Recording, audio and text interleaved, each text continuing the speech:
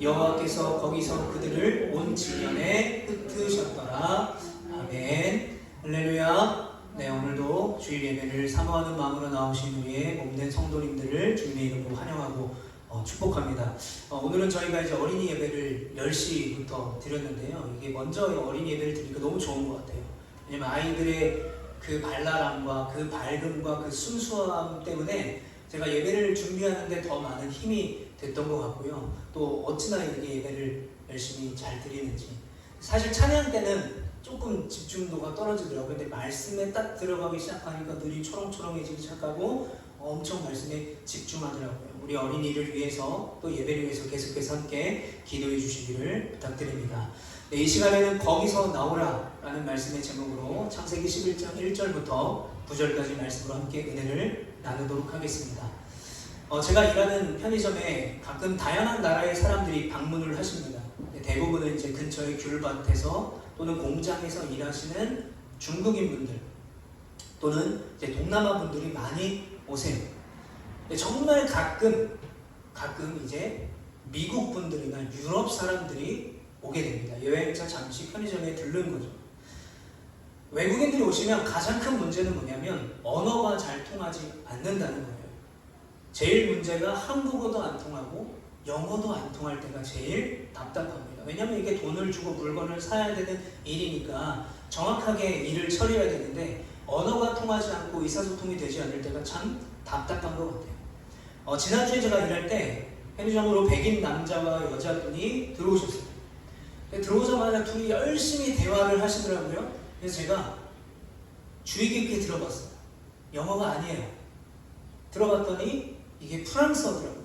제가 왜 알고 있냐면 제가 고등학교 때 제2 외국어가 프랑스어였어요. 그래서 그분들이 얘기하는 프랑스어를 제가 다 알아듣지는 못해도 저 말이, 저 대화가 프랑스어구나 라는 것은 알 수 있겠더라고요. 자, 그래서 이제 용기를 좀 내기 시작했어요. 프랑스어가 확실하다. 내가 제2 외국어를 프랑스어로 했으니까 뭔가 인사말이라도 해야 되지 않겠냐 하고 열심히 속으로 연습하고 있었어요. 이제 계산을 하고 이제 그분들이 돌아갈 때가 됐습니다. 그래서 제가 그때 이렇게 인사했어요. 봉주르는 안녕하세요 라는 의미고요. 올레보아 라는 불어가 있는데 프랑스어가 있는데 안녕히 가세요 혹은 또 오세요 라는 말이 원래는 이제 R 발음을 프랑스어에서는 이렇게 발음해요. 그래서 이렇게 해야 돼요. 근데 너무 부끄러운 거예요. 그렇게 하기는. 그래서 정직하게 올레보아 라고 인사를 드렸어요. 그랬더니 그 여자분이 막 웃으면서 갑자기 한국말로 저한테 프랑스어 잘하시네요 하시는 거예요. 그러면서 웃으면서 인사를 하고 헤어졌습니다. 다소 황당한 이 상황이었지만 이 간단한 프랑스어잖아요. 사실 저 단어가 누구나 배우지 않아도 그냥 네이버에만 인터넷만 찾아도 다 나오는 단어입니다. 그런데 짧은 단어지만 언어를 가지고 외국인과 대화를 할 수 있다, 뭔가 통한다라는 것이 조금은 부끄러우면서 뿌듯한 순간이었던 기억이 있습니다. 여러분들은 이 사람의 사람다움은 어디에 있다고 생각하십니까? 이 사람의 사람다움을 가장 잘 드러내는 것은 저는 언어라고 생각이 들어요. 의사소통이라고 생각을 하게 됩니다. 물론 이 동물들도 그들만의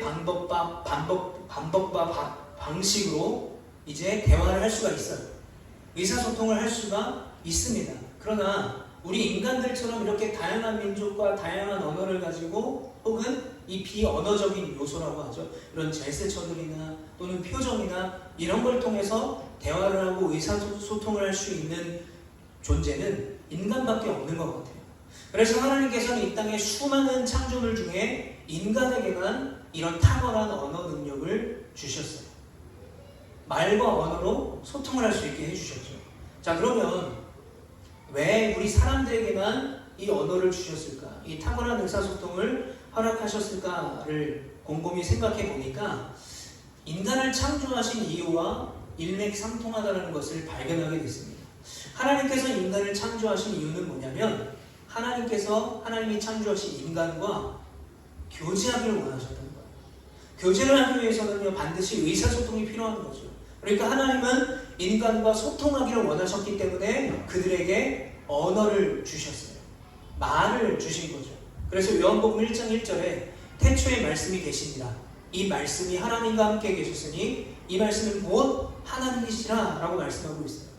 말씀이신 그 하나님께서 인간의 육신을 가지고 성육신하셔서 이 땅에 예수님으로 오신 것이죠. 그래서 그 예수 그리스도를 통해서 우리가 구원의 은혜를 입게 된 거죠. 하나님과의 관계가 단절되었는데, 하나님과의 소통이 끊어졌는데 예수님을 통해서 하나님과 소통을 다시 할 수 있게 된 것입니다. 저희가 이제 수요기도회 때 사도행전 말씀을 나누기를 시작했는데 누가라는 사람이 사도행전을 썼고요, 누가복음을 썼습니다. 이제 누가복음과 사도행전은 긴밀하게 연결이 돼요. 어떻게 연결이 되냐면 이 누가복음은요, 예수님의 탄생과 승천까지의 이야기를 다루고 있다면 이 사도행전은 예수님이 승천하신 다음에 사도들에게 이 성령님을 보내주세요. 그래서 그 사도들을 통해서 성령님의 역사를 보여주는 것, 성령님의 일하심을 나타내는 것, 그게 바로 사도행전이라고 말씀을 나눴습니다. 그래서 이 피어슨이라는 신학자는요, 이 사도행전을 또 다른 말로 표현할 수 있는데 성령행전이라고 할 수 있다라고 말했습니다. 왜냐하면 사도들이 복음을 전하고 교회를 세웠지만 그들이 복음을 전할 수 있고 교회를 세울 수 있게 하시는 것은 바로 성령님의 능력이었다는 거예요. 그러니까 사도들은 성령님의 도구로 쓰임 받았다는 거죠. 그래서 이 사도행전을 영어로 하면 액트 오브 아포슬이라고 말합니다. 제자들, 사도들이 행한 이야기라는 거죠. 그런데 이것을 성령의 이야기로 바꿀 수 있다라고 이 피어슨 신학자가 이야기를 했어요. 왜 그러냐면요, 이 성령이 임했을 때 제자들이 변화되기 시작했습니다. 그때야 예수님이 어떤 분인가를 제대로 깨닫기 시작했던 거죠. 그러므로 여러분, 성령은요 단순히 방언을 하고 통변을 하고 예언을 해서 교회 공동체 안에서 야, 나는 방언하는 사람이야, 너 방언 못하지? 나는 예언할 수 있는 사람이야, 넌 못하지? 라고 하는 어떤 자랑의 도구가 이 성령의 임재가 아니라, 성령의 임재는요 하나님의 말씀을 깨닫게 하시는 영이에요. 우리가 하나님의 말씀을 이해하지 못할 때 때로는 하나님의 언어와 우리의 언어가 달라서 이해할 수 없을 때 하나님은 성령을 통해서 그 말씀을 깨닫게 하시는 거죠. 그래서 그 초대교회에 성령이 임했기 때문에 교회가 세워진 것이고요, 하나님과의 막혔던 소통이 다시 회복되었던 거예요. 그리고 어떤 소통이 다시 회복되냐면 믿지 않는 자들과의 소통이 회복이 되기 시작해요. 그래서 성령에 충만한 제자들이 복음을 전하니까 많은 믿지 않는 자들이 주님께 돌아오고 회개하고 복음에 참여하는 사람들이 되었다는 것이죠. 자, 다시 우리가 이제 창세기 말씀으로 돌아가 보면 하나님께서는 창조하신 인간을요 에덴에서 이 사명을 주세요. 어떤 사명을 주셨냐면 통치 대리자라는 사명을 주셨어요. 이 에덴을 창조하시고 에덴을 통치하시는 분은 하나님이지만 하나님이 창조하신 언어를 주시고 의사소통을 할 수 있게 한 인간에게 대리자의 역할을 허락하셨습니다. 그래서 하나님은 인간과 온전한 관계 가운데 교제하고 소통하셨어요. 자, 그리고 이 에덴 동산은 위로는 인간과 하나님과의 완벽한 관계가 이루어졌고요, 인간은 하나님을 예배하고 하나님이 인간에게 은혜를 주시고, 그리고 인간과 또 인간, 아담과 하와 간의 관계, 그리고 아담과 하와가 다스리고 생육하게 만드는 피조물과의 관계가 토부, 너무나 완벽한 상태였어요. 그래서 하나님께서는 이 땅을 창조하셔서 이 창조를 완성하셨을 때 보시기에 심히 좋았다, 완벽한 상태다라고 말씀을 하셨던 거예요.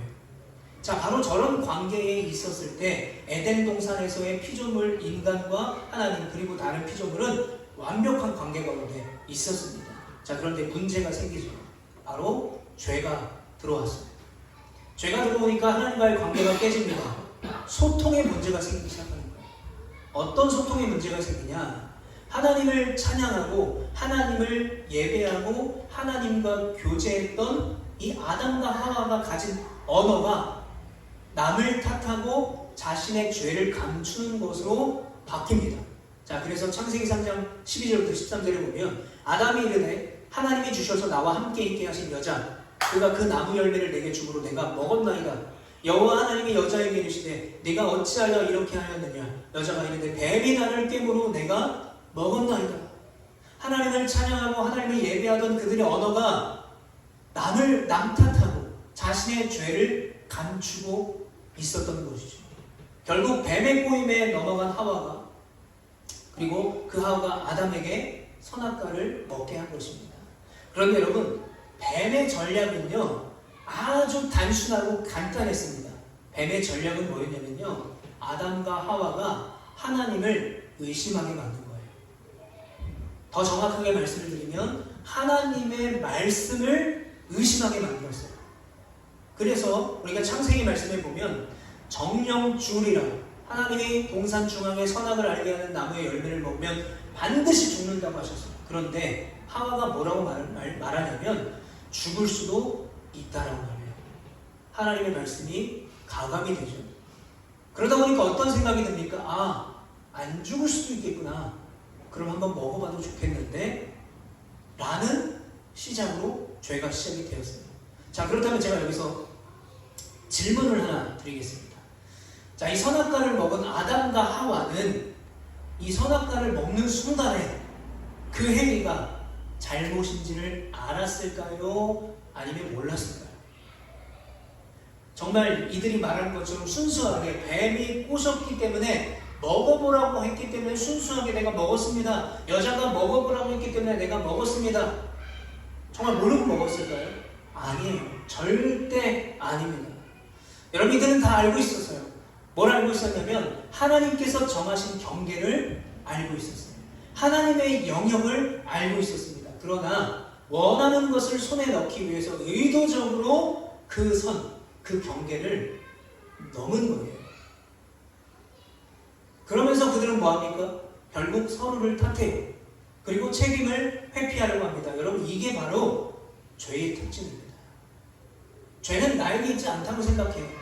남에게 있다고 믿어요. 그리고 그 죄가 전가되고 커지게 되는 것입니다. 자, 인간의 죄로 인해서 아담과 하와가 어떻게 되냐면 에덴 동산에서 쫓겨났어요. 그리고 그 이후에 성경에서는 가인과 아벨의 이야기가 나옵니다. 형에게 죽임을 당한 아벨 대신해 주신 셋의 이야기가 등장하고요. 그리고 노아의 방주와 홍수 이야기 등장합니다.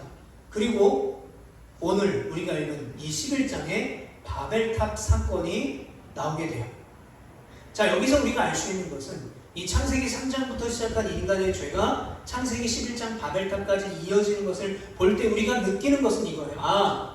인간의 죄는 전혀 나아지지 않았구나. 오히려 인간의 죄는 더 커졌구나. 오히려 인간의 죄는요, 바벨탑으로 인해 최정점을 찍게 됩니다. 자, 노아의 홍수 때요, 인간의 죄 때문에 하나님은 그 당시 의인이라고 말하는 구별된 자죠. 하나님을 경외하는 노아의 가족들 빼고 다 홍수로 심판하셨잖아요. 자, 그러면 이제 노아의 후손들은 어떻게 살아야 됩니까? 죄 없이 살아야죠.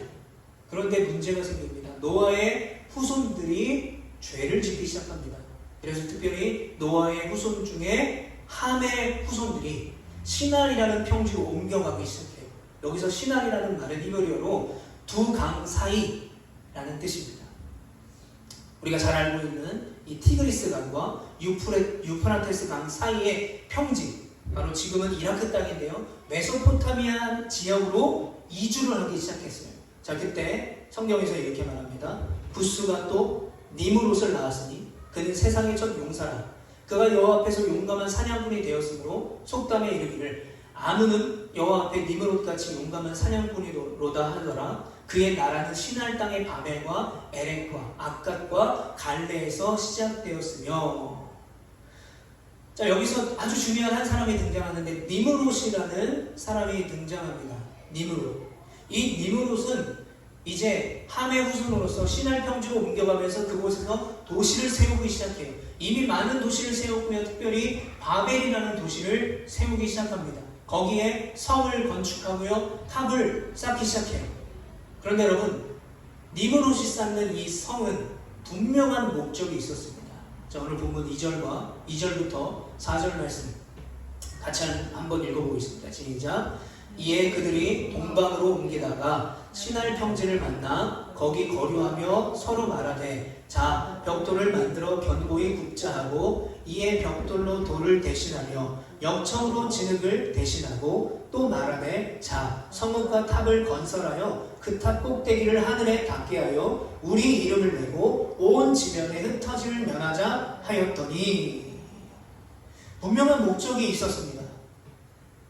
제가 이제 가끔 이제 좀 생각을 정리하고 싶으면 가는 곳이 있는데 이 사랑의 숲길이라는 곳이에요. 거기 가면 조용하고 이제 나무도 높고 공기도 좋고 참 좋은데 거기 이렇게 길을 걷다 보면 이렇게 돌을 이렇게 쌓아놓더라고요. 많은 사람들이. 그래서 엄청 많아요. 그렇게 쌓아놓은 게.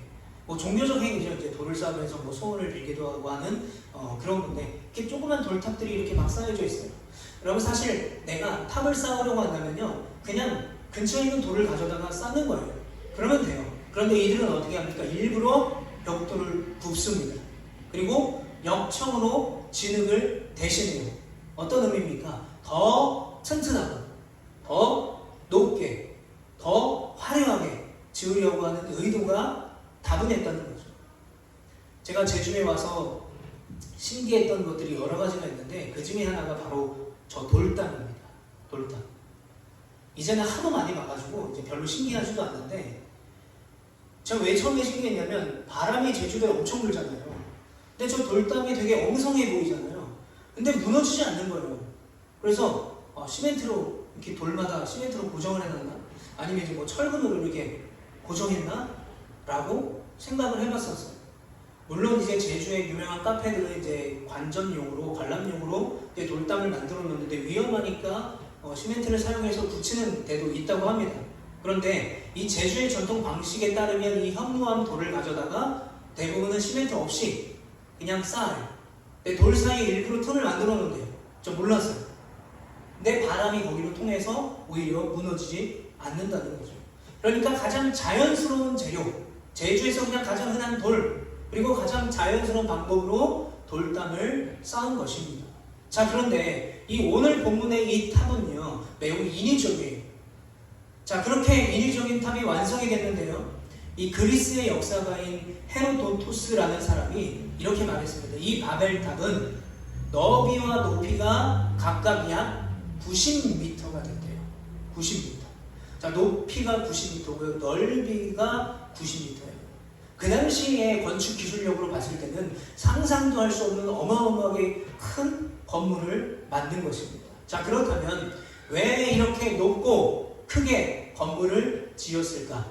자, 세 가지 이유가 있습니다. 자, 첫 번째는 하늘에 닿게 하자. 자, 하늘에 닿게 하자라고 했던 이유는 한 가지입니다. 하나님처럼 높아지고 싶은 거예요. 하나님처럼 되고 싶은 이들의 욕망과 교만입니다. 또 다른 의미로는 하나님과 겨루어보겠다는 거예요. 이게 바로 죄의 뿌리입니다. 하나님처럼 되고 싶은 거예요. 그 말은 곧 뭡니까? 내가 하나님이 돼서 하나님 간섭 없이 살고 싶은 거예요. 아담과 하와가 왜 선악과를 먹었습니까? 내 마음대로 살고 싶어서. 결국 하나님처럼 되고 싶은 거예요. 이게 바로 우리의 죄의 뿌리였어요. 뱀이 뭐라고 욕합니까? 야, 너가 이거 먹으면 너 하나님처럼 될 수 있어. 그런데 여러분, 피조물인 아담은요, 아까도 말씀드렸지만 통치 대리자입니다. 그러니까 자기 마음대로 그 에덴 동산의 규칙을 정할 수가 없었어요. 규칙을 정할 수 있는 분, 경계를 만들 수 있는 분은 오직 하나님 한 분이었습니다.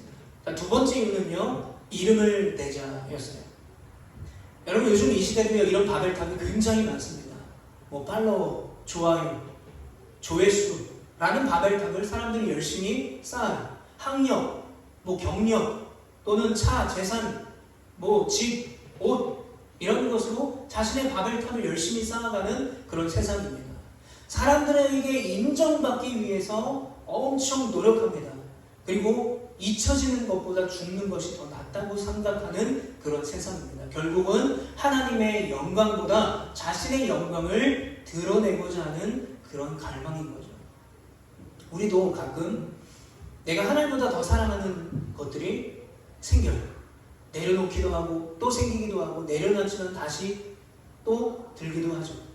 그런데 우리가 하나님보다 사랑하는 것을 잘 살펴보면요, 결국은 내가 하나님보다 더 사랑하는 것을 통해서 나를 드러내고자 하는 우리의 욕망이 있는 거예요. 우리의 죄의 뿌리가 바로 거기 있는 것입니다. 자, 마지막으로 세 번째로는 흩어짐을 면하자입니다. 제가 이제 제주에 와서 주택만 살다가 얼마 전에 이 많은 사람들과 같이 사는 이 빌라 같은 곳에 다세대 주택에 이사를 왔는데, 전에 주택에 1층 주택에 단독 주택이 혼자 살 때와 너무 달라요. 신경 쓸 게 한두 가지가 아니에요. 이 층간 소음을 신경 써야 되거든요. 예전에는 뭐 새벽이고 밤 늦게라도 세탁기를 돌릴 수가 있었어요. 근데 이제는 한 11시쯤 되면 세탁기를 돌려야 되나 말아야 되나 고민하게 돼요. 내가 샤워를 하고 싶은데 늦은 시간인데 샤워를 해야 되나 말아야 되나. 왜 고민합니까? 제가 혼자, 우리 가족이 혼자 사는 공간이 아니라 다 같이, 물론 분리된 공간에 살지만 다 같이 모여 사는 곳이기 때문에 배려가 필요한 것이죠. 여러분, 사람들이 모이기 시작하면 생기는 게 있습니다. 바로 제도예요. 제도가 생기면 또 뭐가 생깁니까? 그 안에 권력 구조가 생깁니다. 오늘 이 함의 후손들이 모여 살기 시작하고 흩어져서 신할 평지에 도시에서 살기 시작할 때에 그 중심에 권력을 가진 한 사람이 있었는데, 앞서서 말씀드린 니므롯이었어요. 단순한 사냥꾼이 아니라 하나님 없이 하나님처럼 되고 싶고 하나님처럼 되고 싶은 욕망에 인간의 나라를 세우려고 했던 사람이 바로 니므롯이었어요. 바로 함의 후손들이었어요. 그러니까 함의 후손들은요, 하나님의 말씀과는 전혀 다른 길로 걸어가고 있었어요. 왜 그랬을까요? 목적은 오직 하나예요. 하나님처럼 높아지는 것. 내가 하나님이 되는 거예요. 내가 하나님이 되면 뭐가 또 이루어집니까? 내 마음대로 살 수가 있어요. 내 소견에 옳은 대로. 왜요? 내가 하나님이니까. 내가 다 결정하고 내가 다 행동하고 사는 것이죠. 그러나 하나님께서는 홍수를 통해서 그 세상의 죄를 심판하셨던 것처럼 이 함의 후손들의 죄악에 대해서 침묵하지 않으셨어요.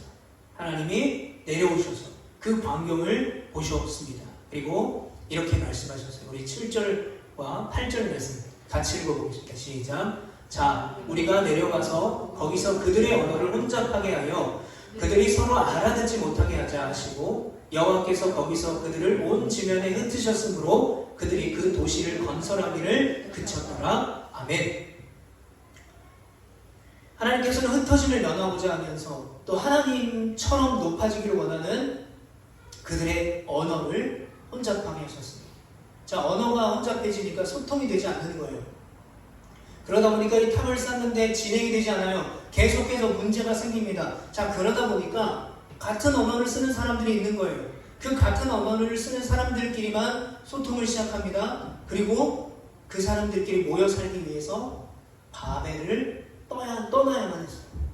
바벨을 떠나서 언어가 통하는 사람들끼리 흩어져서 살게 됐어요. 그래서 9절에 그러므로 그 이름을 바벨이라 하니 이는 여호와께서 거기서 온 땅의 언어를 혼잡하게 하셨음이니라. 여호와께서 거기서 그들을 온 지면에 흩으셨더라. 이런 바벨이라는 말은 히브리어로 혼돈이라는 뜻을 가지고 있고요, 어리석다라는 뜻을 가지고 있습니다. 제가 아까 이 바벨탑 사건이 인간의 죄의 최정점이라고 말씀을 드렸는데 그 이유가 있어요.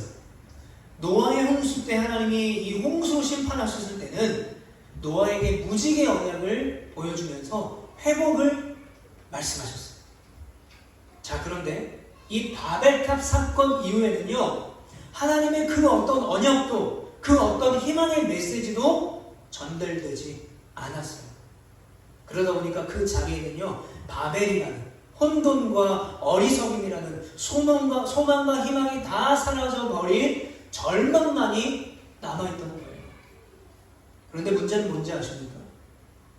이들의 죄가 거기서 그치지 않아요. 하나님의 뜻과 반대로 행하던 함의 자손 중에 주동자였던 이 니므롯은 결국 고대 바벨론을 세웁니다. 그리고 함의 아들 가나안의 후손들이 우리가 잘 알고 있는 악한 나라의 대명사 소돔과 고모라를 세워요.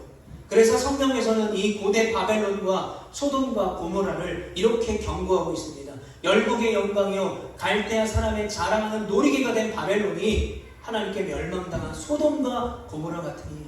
무슨 말입니까? 하나님께 멸망당한 소돔과 고모라처럼 저 바벨론도, 사람의 뜻대로 세운 저 바벨론도, 죄악이 넘치는 바벨론도 하나님이 심판하시겠다라는 거예요. 그런데 하나님께서는 그 경고의 말씀을 하신 후에 이렇게 말씀하셨어요. 계시록 18장 4절 보면 또 내가 들으니 하늘로부터 다른 음성이 나서 이르되 내 백성아 거기서 나와 그의 죄에 참여하지 말고 그가 받을 재앙들을 받지 말라. 하나님이 뭐라고 말씀하십니까? 경고하신 후에, 심판을 경고하신 후에 내 백성아, 내 사랑하는 백성아, 너희는 거기서 나와라.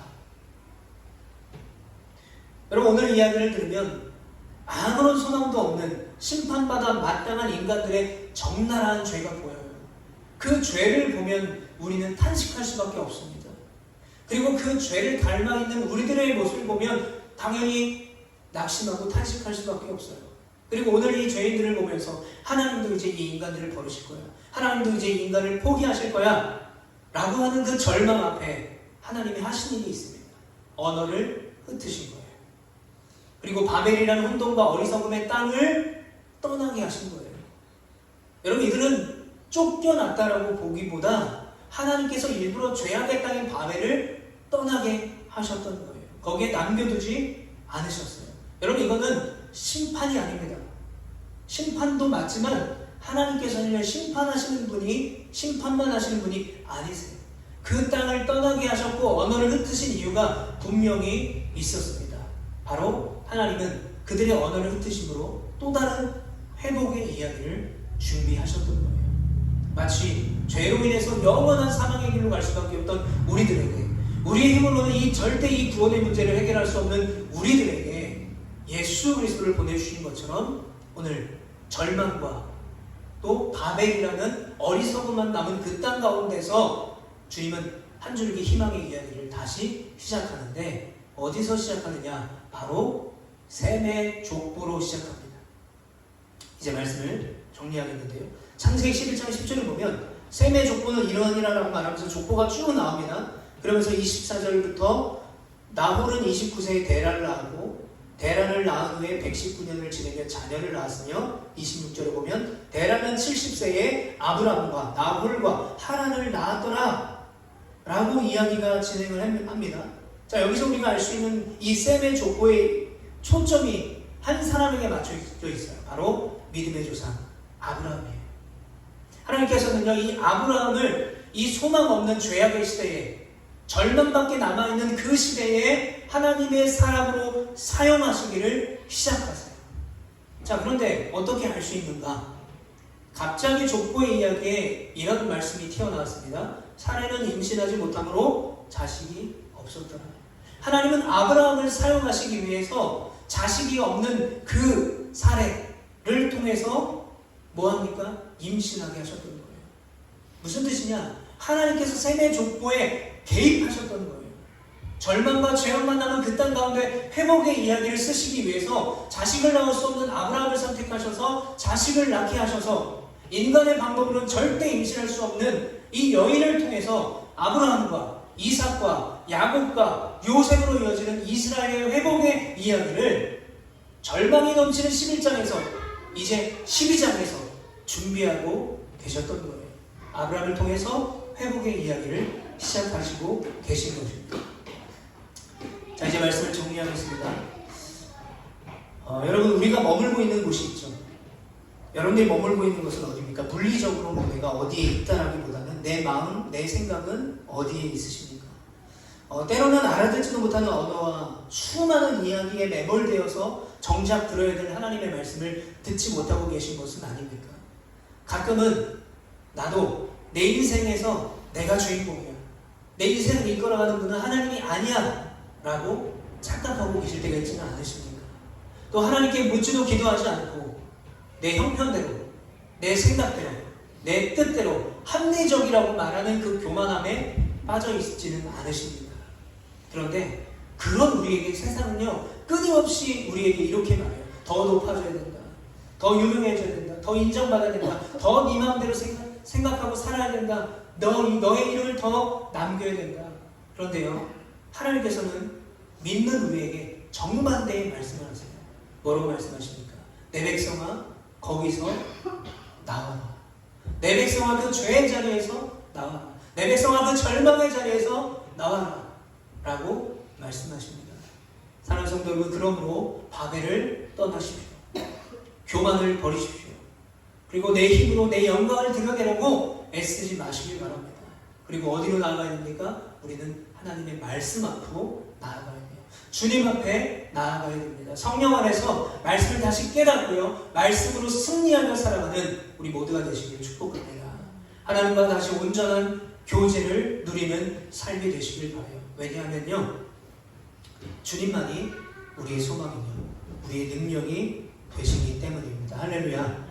여러분, 이 사실을 분명하게 믿는 개인과 가정과 우리 교회가 되시기를 간절히 축복합니다.